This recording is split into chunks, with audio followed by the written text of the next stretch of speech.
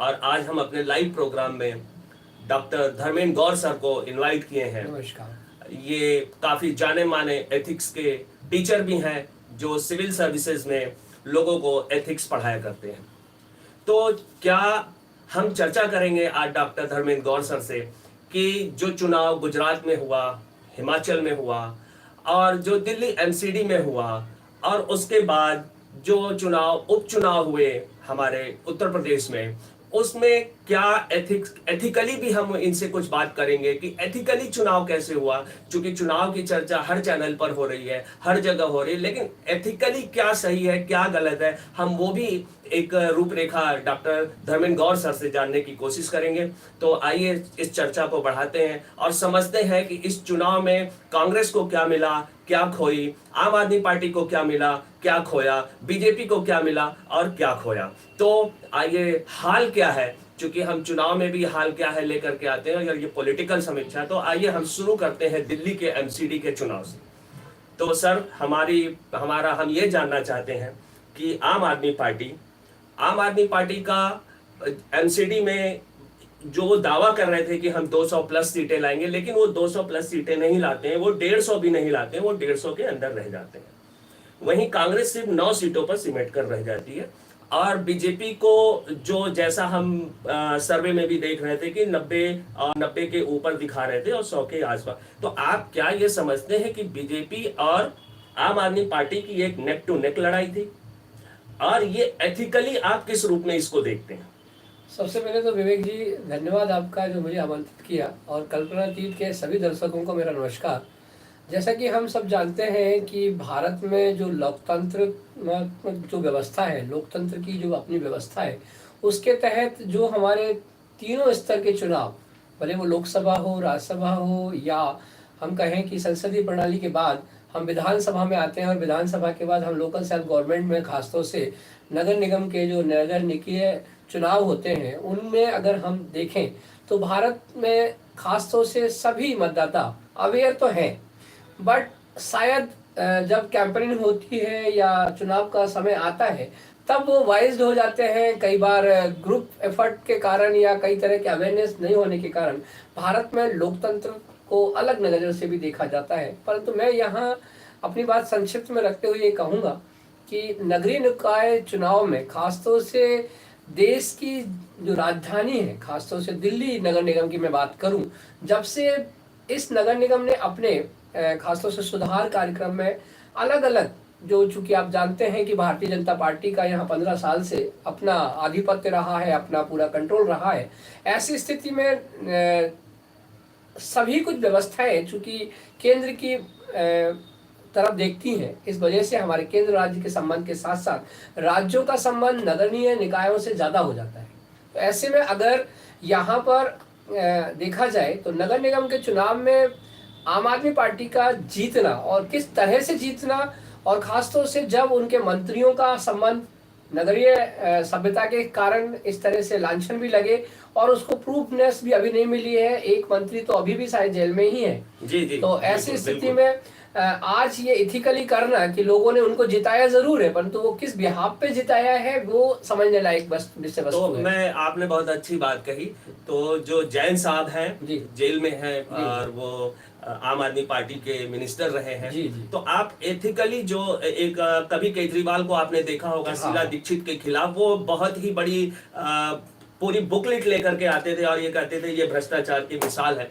तो अगर कोई भी व्यक्ति जेल में हो तो एथिकली आप उसको क्या देखते हैं, उस पार्टी के नजरिए से क्या देखते हैं कि जो आम आदमी पार्टी अपने को कहती है कि हम बहुत ही साफ सुथरे हैं, और वहीं बीजेपी भी अपने आप को बहुत ही साफ सुथरा कहती है, तो क्या ये मानते हैं कि दोनों ही साफ सुथरी पार्टियां आपस में लड़ रही थी?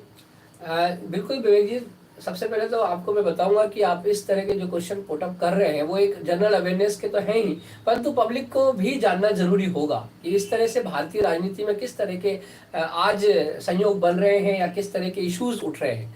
खासतौर से यहाँ राजनीतिक पार्टी की बात कहूँ तो हमारे कॉन्स्टिट्यूशन में ये कोई अलाउ तो नहीं है कि हम पार्टी सिस्टम के थ्रू वोटिंग करें या डेमोक्रेटिक प्रिंसिपल्स को एस्टेब्लिश करें, परंतु यहाँ पर जब पार्टी का अपना खुद का एक संविधान होता है और उसके संविधान या थ्योरी या कुछ प्रिंसिपल्स होते हैं, परंतु यहाँ पर जो आज खासतौर से दिल्ली की एक वन मैन आर्मी शो की तरह एक पार्टी उभर कर सामने आई है, जो कि अन्ना हजारे के मूवमेंट्स के बाद खासतौर से लोगों ने एक सिंपैथी और इम्पैथी दोनों के संदर्भ में उस पार्टी के नेता को देखा था। परंतु कहीं ना कहीं अपनी बात से भी मुकरे हैं और ना जाने कहां पर वो हवाई फायर करके अपनी बात को अंदेशा देते हैं और कई बार चैलेंज करते हैं, जो कि शायद एक मुखिया को, खासतौर से पार्टी के मुखिया को, दिल्ली देश की राजधानी है, पूरे देश की नजर दिल्ली जैसे राज्यों पर रहती है।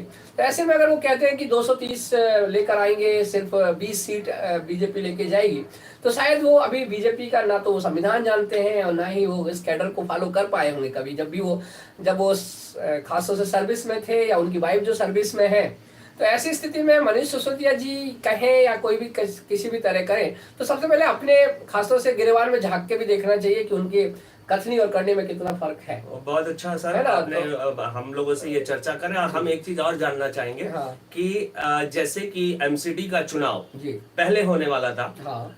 बट उसको जो है बीजेपी सरकार ने वो एक्सटेंड करती है, तो आप इसको एथिकली क्या देखते हैं? एथिकली देखने का मतलब मेरा कहने का ये तात्पर्य है कि आप जैसे कि मान लीजिए कि जो चुनाव दिया गया, तो पॉलिटिक्स में जो एथिक्स होता है कि हमने जिस डेट को ड्यू किया, क्योंकि वो डेट तो अभी क्लियर नहीं हुई थी, क्योंकि ये था कि चुनाव होने वाला है, तो उस पे अरविंद केजरीवाल जी और उनके पार्टी के लोग जैसे दावा करते हैं कि अगर ये चुनाव पहले हुआ होता, और इसको आप पॉलिटिकली एथिक्स के द्वारा इस पॉलिटिक्स को आप क्या देखते हैं कि चुनाव को सही समय पे कराना, या ये टैक्टिक्स देखते हैं अपनी अपनी पॉलिटिकल पार्टीज जो अपनी एक टैक्टिक्स अप्लाई करती हैं, तो उसको आप एथिकली कैसे समझते हैं? देखिए, सबसे पहले तो हम सबको ये जानना पड़ेगा कि वास्तव में नीति है क्या।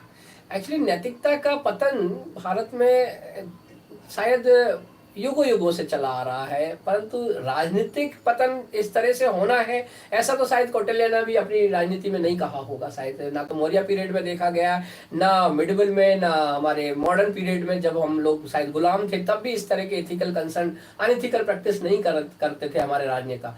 परंतु मैं यहाँ ये बताऊंगा कि basically ethics is basically the set of norms. If we will apply in this political concern, so leadership is a quality.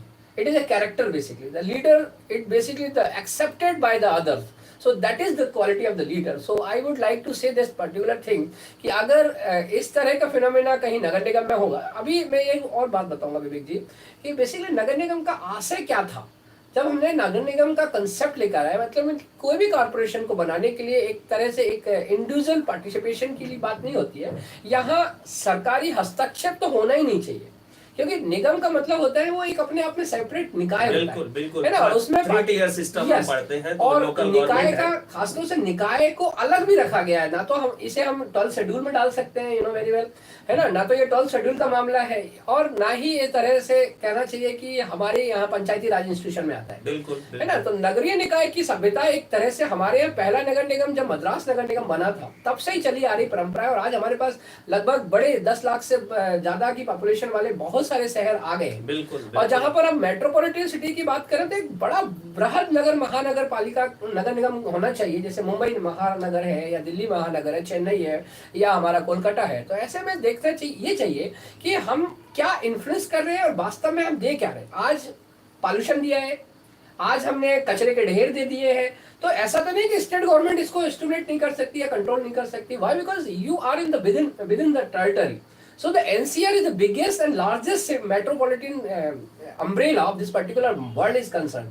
So आप देख सकते हैं विश्व में शायद ये ऐसा महानगर है जहाँ 2 करोड़ से ज्यादा लोगों की जनसंख्या है। तो ऐसी स्थिति में खासतौर से 250 पार्षद होकर, और खासतौर से इस दिल्ली की लड़ाई को अगर मान लीजिए हम पार्टिसिपेशन की बात करें, जैसा कि अरविंद केजरीवाल ने अपने स्वागत भाषण में किया जब वो जीते, तो ये जीतना हारना एक अलग परंपरा रही है। परंतु ये कहूं कि आम आदमी पार्टी ने अपनी फ्री की राजनीति के दम पर अगर किसी वोटर को रिझा लिया है और वो जीत भी गया है, तो अगर वो प्रूव कर ले तो शायद उनकी नगर निगम में उनकी सभ्यता अच्छी रहेगी। तो बीजेपी का हारना नहीं है यहाँ पर। बीजेपी का वोट परसेंटेज तो 36 से 39 के ऊपर, वो तो बढ़ गया है, वो तो बढ़ गया। तो ये कहना कि कांग्रेस के वोट उन्होंने लेकर अपने आप को प्रूव किया है कि वो विनर है, तो मैं नहीं समझता कि इस तरह की राजनीतिक अवहेलना की जानी चाहिए। कहीं ना कहीं भारत का जो प्रमुख है, जो लोकतंत्र का मुखिया है, वो अपनी ताकत को अगर इस तरह पे नहीं देख रहा है, क्योंकि वो जानता है, मैं जहां तक समझता हूँ गुड गवर्नेंस और ई गवर्नेंस के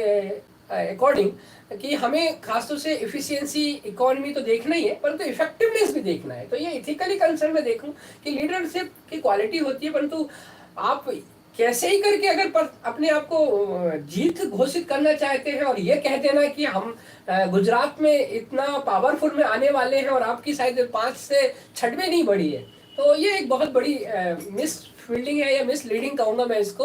और इसको मैं ये कहूंगा कि कहीं ना कहीं ये अपनी कथनी और करनी से चूक जाते हैं। चलिए सर, आपने गुजरात की बात ला दी, तो आइए चलते हैं गुजरात पे भी एक छोटी सी चर्चा करते हैं। जी जी, क्योंकि आज गुजरात में भी प्रधानमंत्री मोदी का जो रोड शो हुआ, जो उन्होंने डोर टू डोर कैंपेन किया एक प्रधानमंत्री के तौर पे, आप उसको किस तरीके से देखते हैं कि एक प्रधानमंत्री जब जमीनी स्तर पे उतर आता है, तो क्या ये जो 150 का आंकड़ा बीजेपी ने पार किया, वो इस वजह से कि वो मोदी फैक्टर है जो घर में डोर टू डोर प्रधानमंत्री होकर के डोर टू डोर, क्या ये आने वाले जनरेशन में या आने वाले दिनों में ये आने वाले प्रधानमंत्रियों के लिए एक बहुत बड़ा मील का पत्थर बनने वाला है कि अगर एक प्रधानमंत्री डोर टू डोर कैंपेन करे तो उसे अपने राज्यों में इसी तरीके के रुझान देखने को मिलेंगे, इसी तरीके के परिणाम देखने को मिलेंगे।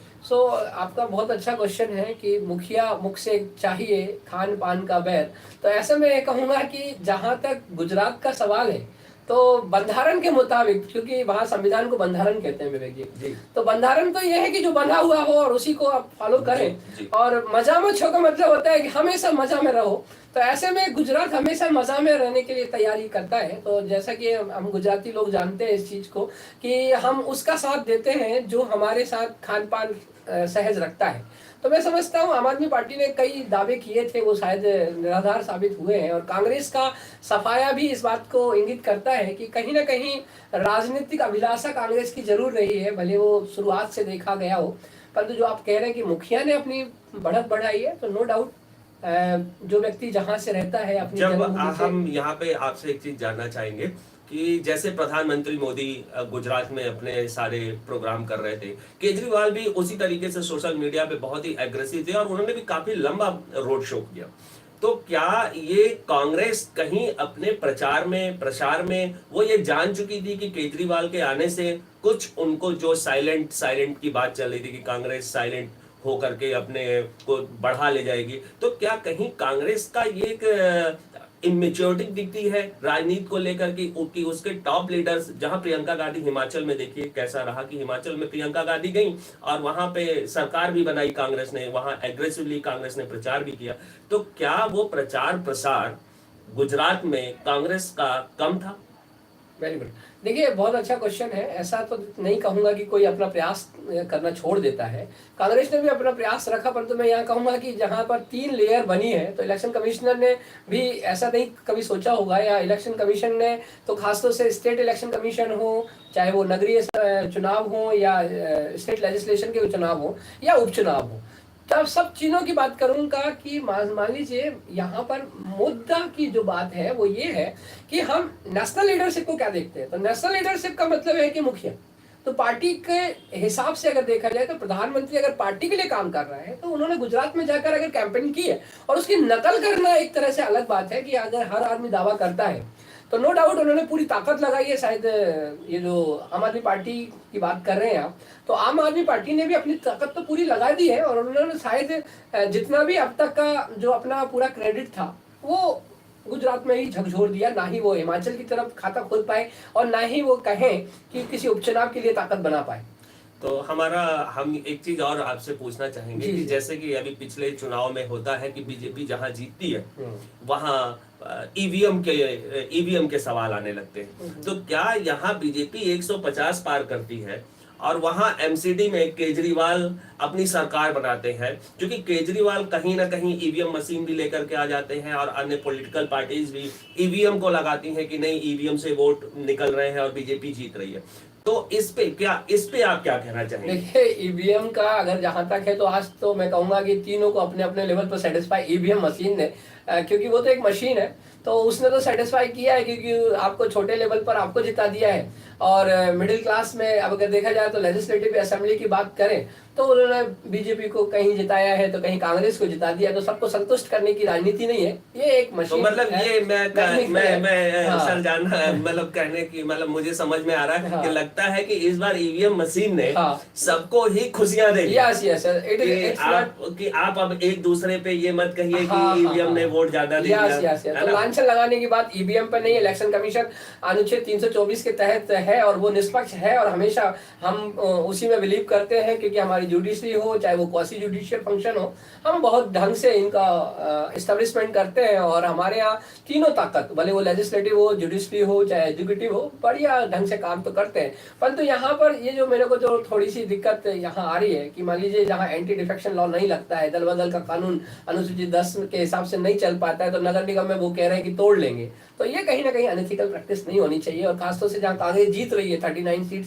ले जाकर 40 सीट ले जाकर अगर वो कर रही है, तो वहां पर ये कह देना कि हम खरीद लेंगे, या फिर यहाँ पर मैं सबको बात करूंगा कि जैसे बीजेपी ने ये कह दिया। आपने मैं सर रोकना हाँ। चाहूंगा, आपने बड़ी अच्छी बात अभी बोली जी, है जी। कि मैं खरीद लूंगा। हाँ। तो जो आप तो एक एथिक्स के टीचर हैं और सिविल सर्विसेज में एथिक्स लोगों को पढ़ाते भी हैं, जी, जी। बच्चों को भी पढ़ाते हैं, जी, जी। तो मैं ये जानने की कोशिश करूंगा कि जो पार्टी को जो मैंडेट जनता दे रही है, उसके बाद जो ये खरीद फरोख्त चलती है, हॉर्स ट्रेडिंग जिसे हम कहते हैं, और कभी ये 90 का दौर था जब वीपी सिंह और हाँ। आई के गुजराल और Minority ये government, लोग yes. होते थे, जनता दल की सरकार होती थी, minority, और एक आदमी को खरीदने के लिए फिर देश में बड़े बड़े न्यूज़पेपरों में निकला करता था।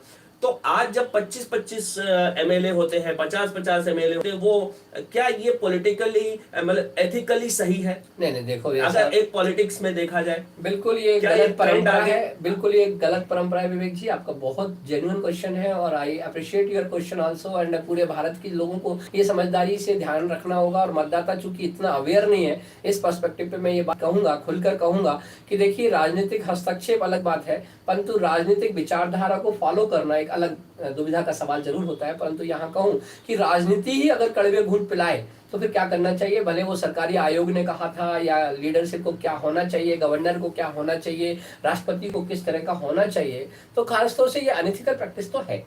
बट ये जो खरीद फरोख्त का मामला है कि एमसीडी में खरीद फरोख्त अलाउ है, और खासतौर से लेजिस्लेशन असेंबली या हमारे कॉन्स्टिट्यूशनल में पार्लियामेंट को अलाउ नहीं है, मतलब खासतौर से लोकसभा और राज्यसभा में अलाउ नहीं है, तो ये कहीं ना कहीं हमारे लॉ का लूप होल है। और हमें तो ये करना चाहिए कि लॉ विल बी सेम।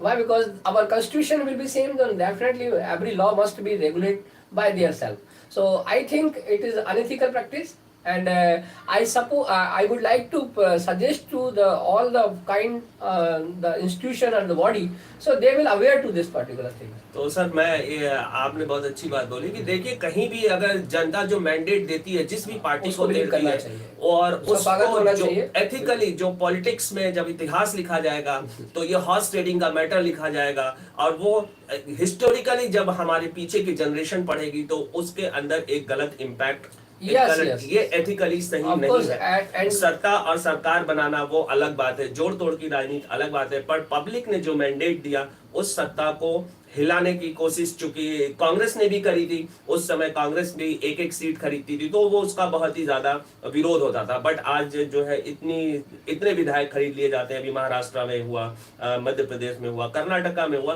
तो इसको हम एथिकली सही नहीं मानते जैसा आप कह रहे हैं। जी जी बिल्कुल। देखिए, ये जो विवेक जी, मैं आपको बीच में रोक रहा हूँ, देखिए ऐसा है कि कंसर्न दो चीजें होती हैं, एक ऑब्जेक्टिविटी एंड सब्जेक्टिविटी।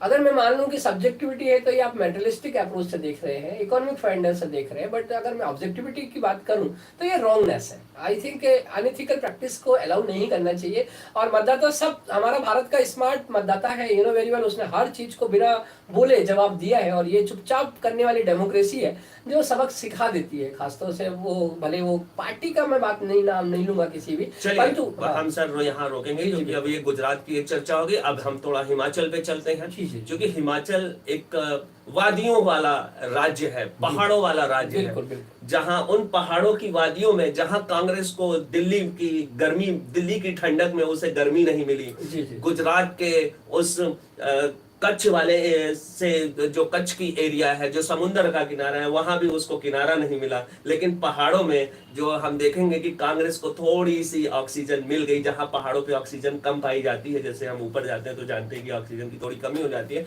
लेकिन ऐसा लगता है कि ऊपर जाने पे कांग्रेस को एक ऑक्सीजन मिल गई। और वहां भी सत्ता में बीजेपी ही थी, लेकिन वहां कांग्रेस ने उसको पीछे करके अपने को सत्ता में लाया है। तो आप इसको, जहां बीजेपी गुजरात जीत रही है, जहां वो एमसीडी के इलेक्शन में वो केजरीवाल से नेक टू नेक फाइट कर रही है, और उसने हिमाचल में भी नेक टू नेक फाइट करी, तो क्या अगर ये प्रचार प्रसार, जैसे मोदी ने वहां कम कैंपेन की, लेकिन अगर मोदी जी वहां पे कैंपेन और करते, तो क्या ये जो नेक टू नेक फाइट थी वो फिर बीजेपी के पास होती? जी, बहुत अच्छा सवाल है। बहुत खूबसूरती से आपने सवाल लगा, अपना आपका अंदाज़ा भी बहुत अच्छा लगा मुझे। देखिए, ऐसा है कि भारत में खासतौर से मतदाता अपने आसपास की राजनीति से ज़्यादा सरोकार रखता है। तो हिमाचल प्रदेश चूँकि भारत की खासतौर से शिमला द्वितीय राजधानी के नाम से शीतकालीन राजधानी हुआ करती थी, परंतु हिमाचल में एक सपोर्टिव सिस्टम जो कांग्रेस को मिलना चाहिए था, वो पिछले दशक में नहीं हुआ है। इस दशक में खासतौर से वहाँ के लोग चाहते थे कि हमें खासतौर से ये जो मामले हैं, सेना में भर्ती का मामला हो, चाहे वो वन सैलरी वन पेंशन हो, सो इसमें वहाँ के लोग चूंकि बहुत ही सीधे और सरल होते हैं, ऐसा मैं मानता हूँ, क्योंकि मेरा भी आना जाना होता है, शिमला हो या मोहाली हो या इस तरह का मनाली में भी जाता रहा हूँ मैं।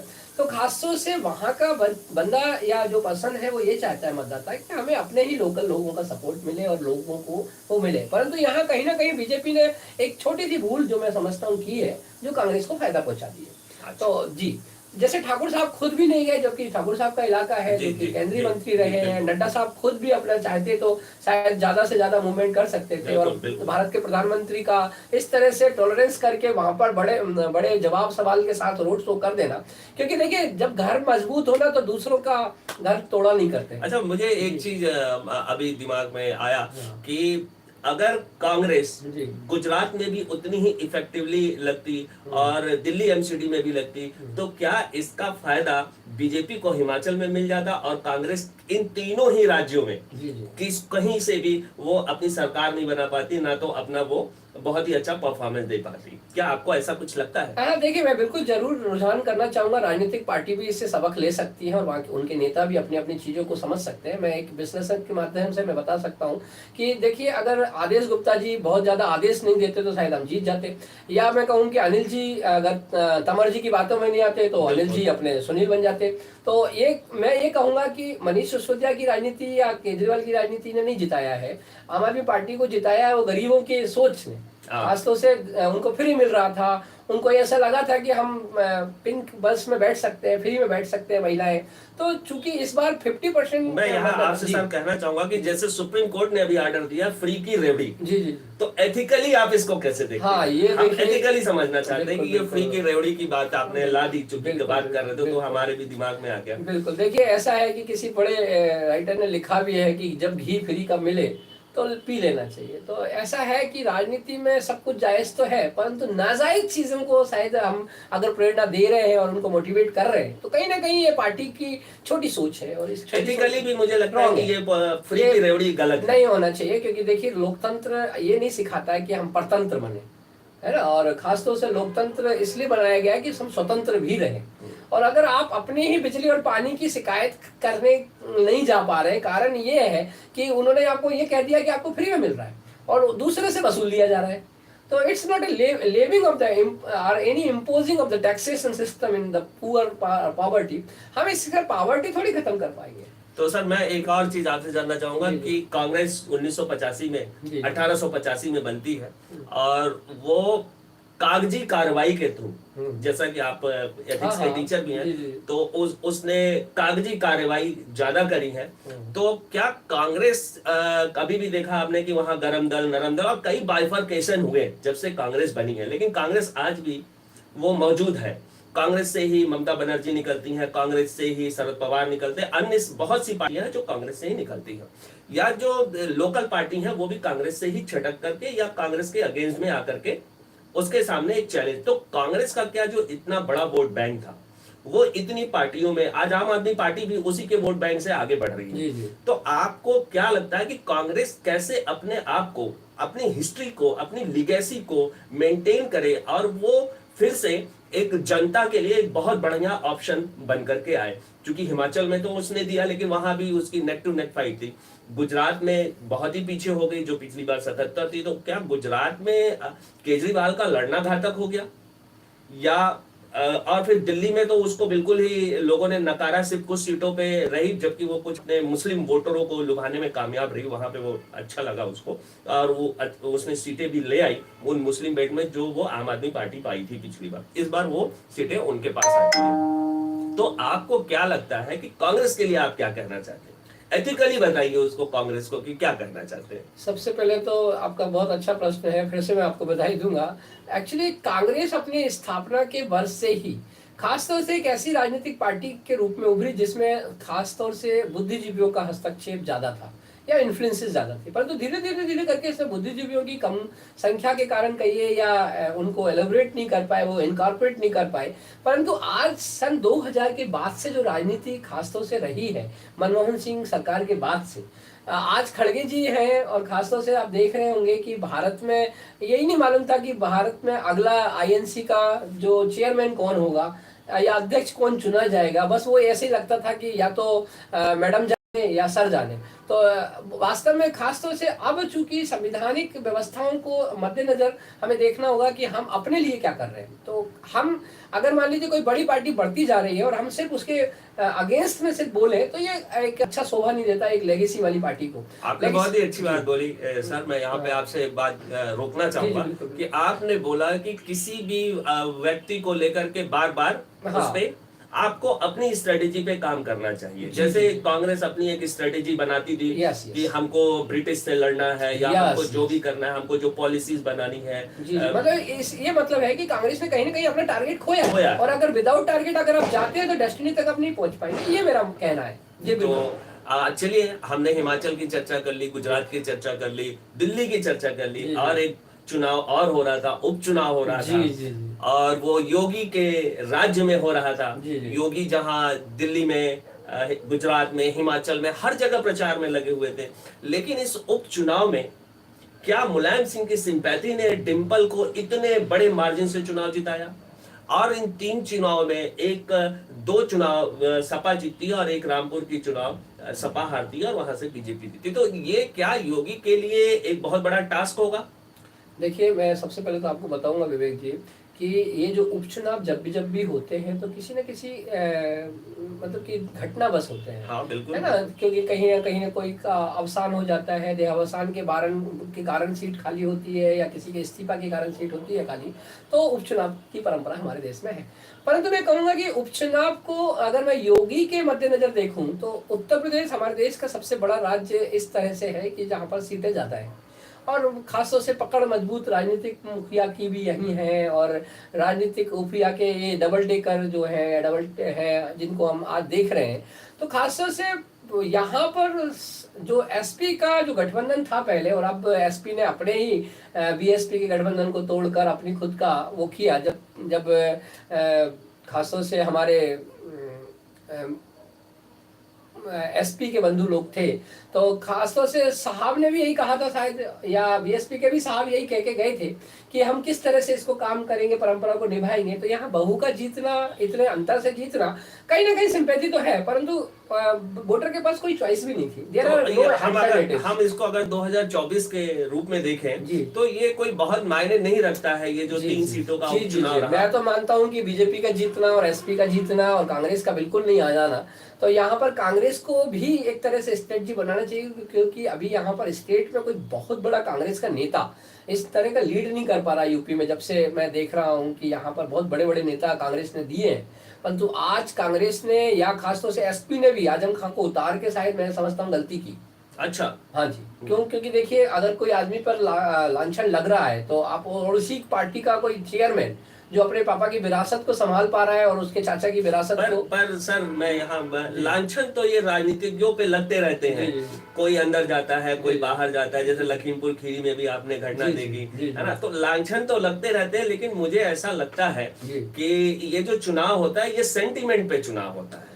हाँ देखिए, खासतौर से हम जो नॉर्थ इंडियन की अगर बात करें तो they are totally emotional person. तो अगर मैं कहूँ कि जिसको फैक्ट ही नहीं मालूम है, तो डिम्पल जी का जीतना, खासतौर से उस परिवार को तो मैं बधाई दूंगा जिसमें से 7 लोग लोकसभा में चले गए और आज भी बड़े दम भरते हुए आए हैं। परंतु ये छोटी छोटी चीजें हैं जो, खासतौर से एक समय था कि यूपी में उनके अलावा कोई था भी नहीं। एक समय ऐसा भी आया, और एक समय ऐसा था कि कांग्रेस के अलावा कोई नहीं था, और एक समय आया कि खासतौर से 1992 के बाद तो यूपी में खासतौर से ऐसा लग रहा था कि कांग्रेस अब नहीं आएगी। परंतु कांग्रेस ने भी कहीं ना कहीं अपने आप को प्रूव किया है, इम्प्रूव किया है। तो मैं तो ये कहूँगा कि यहाँ पार्टी वाइज ये देखना चाहिए कि एसपी को रोकना नहीं है, एसपी को अपने हिसाब से काम करते रहना है।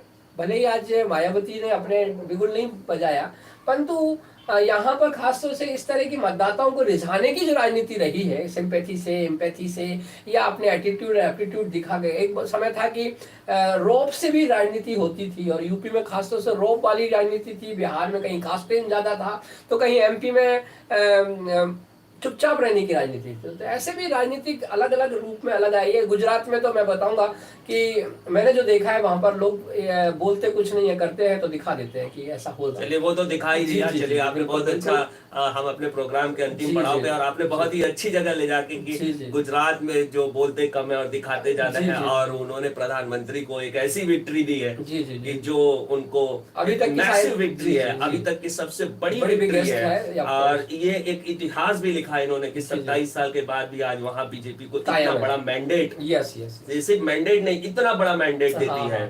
कि और एक छोटी सी बात और कहूंगा कि जी देखिए जी वहां पर एक समाज है जिसको हम पटेल पटीदार या कुर्मी जी समाज जी कहते हैं। तो वहां पर भी देखिए उसने कैसे तरह तरह से लोगों को रिझाया कि वहां पर अगर मान लीजिए हार्दिक पटेल को भी अगर उन्होंने कंसिडर करा, तो वो तीनों पार्टी से खेला खाया आदमी था, जी जी है ना। वो एक समय गया कि वो कांग्रेस में भी गया, उन्होंने अपनी पार्टी भी बनाई, और खासतौर से कद्दावर नेता की भूमिका। तो इस तरह से भी लोगों को मौका देना एक अपने आप में दुष्कर तो परिणाम निकलने के रिस्क तो उठाई है कहीं ना कहीं बीजेपी ने। तो कहते हैं कि जो रिस्क उठाता है वो कुछ पाता जरूर बिल्कुल बिल्कुल। है ना। तो ऐसा है कि यहाँ खड़गे जी कई बार कोशिश करते करते भी रुक गए और गुजरात नहीं जा पाए, है ना। और कांग्रेस ने तो मैं क्या समझता हूँ यूपी में प्रवेश भी नहीं कर पाए। नहीं, तो बिल्कुल खासतौर से प्रियंका जी को जाना चाहिए था। और ये भारत जोड़ो यात्रा, जब इलेक्शन नॉर्थ में हो तो आप शायद दक्षिणपंथी बन रहे हो। तो मैं समझता हूँ, ये मेरे कहने का तात्पर्य है कि मैं किसी को पूर्व या छीटाकशी नहीं कर रहा हूँ। मैं बता रहा हूँ, मैं चाहता हूँ कि कांग्रेस को भी सबक तो लेना चाहिए, जिससे कि आने वाले समय में कांग्रेस अपने मजबूत हाथ को और अपने बीजेपी अपने फूल को और ये अपनी झाड़ू को अपना अंजाम दें। ऐसा मैं चाहता हूँ कि जब तक फूल रहेगा और तब तक पंजा रहेगा या आदमी का नाम कैसे रहेगा, ये तो जरूरत इस बात की है कि वो किस तरह से देखते हैं। मतदाता सब कुछ समझदार है भारत का, और 18 साल का युवक खासतौर से अगर वोटर लिस्ट में नहीं आ पा रहा है, तो ये खासतौर से हमारे गवर्नमेंट की पॉलिसी में कहीं ना कहीं, और इलेक्शन कमीशन से भी मैं अनुरोध ये करना चाहूंगा कि वो भी अपनी कथनी और करनी में खासतौर से पूरी तरह से अपना प्रयास करते रहे। तो हमारे साथ थे आज की चर्चा में, पॉलिटिकल चर्चा में, डॉक्टर धर्मेंद्र गौर, जो एथिक्स के टीचर भी हैं, सिविल सर्विसेज में बच्चों को पढ़ाते हैं और एथिकली वो बताते हैं। और हम भी इनसे समझे कि पॉलिटिक्स में पॉलिटिकल चर्चा भी करी और राजनीति को एथिक्स से भी जोड़ करके कि क्या सही है क्या गलत है, उस पर भी हम इनसे जानने की कोशिश की है। और यह एक चर्चा, चूंकि गुजरात में बीजेपी आ गई, हिमाचल में कांग्रेस आ गई, और दिल्ली एमसीडी जो लोकल गवर्नमेंट में आती है वहां पे आम आदमी पार्टी आ जाती है, तो तीनों का ही एक मिश्रण हुआ। और जैसा हमने बीच में भी चर्चा करी थी ईवीएम की बात, इस बार ईवीएम की बात नहीं आई है। मतलब ईवीएम ने सबको खुशियां दे दी हैं, कोई भी एक दूसरे के ऊपर आरोप प्रत्यारोप नहीं लगा रहा है। तो हम इसी तरीके से फिर चुनाव आएगा, फिर हम अपनी पॉलिटिकल समीक्षा लाएंगे और हम धर्मेंद्र गौड़ सर से रिक्वेस्ट करेंगे कि वो हमारे साथ अगले प्रोग्राम में फिर आए जी, और बिल्कुल। एथिकली राजनीति में क्या, क्योंकि राजनीति डे बाय डे बहुत ही करप्ट होती जा रही है, बहुत ही करप्शन होता जा रहा है। तो राजनीति को हम धर्मेंद्र गौड़ सर से ये समझने की करेंगे कि कैसे एथिकली इस राजनीति को सही किया जाए, ताकि जो आने वाला फ्यूचर इंडिया का है वो फ्यूचर वो एथिकली बहुत स्ट्रांग हो। क्योंकि आप देखेंगे कि जो आज सिविल सर्विसेज की तैयारी भी बच्चे करते हैं, अब वो भी, उन्हें भी एथिक्स का एक अलग से सिलेबस जोड़ा गया पिछले सालों, 2012 या 13 का सर दौर रहा होगा, 2013 में सिलेबस में आया तो है। कहीं ना कहीं हम एथिकली पीछे होते जा रहे हैं। तो बीच बीच में हम सर से यह रिक्वेस्ट करेंगे कि वो आते रहें और पॉलिटिकली एथिक्स के बारे में हमें बता देते रहे कि ये राजनीति की एथिक्स को कैसे हम सही करें। तो अब हम अगले प्रोग्राम में फिर आएंगे और फिर आपको एक पॉलिटिकल समीक्षा लाएंगे। तब तक के लिए धन्यवाद। ओह, धन्यवाद।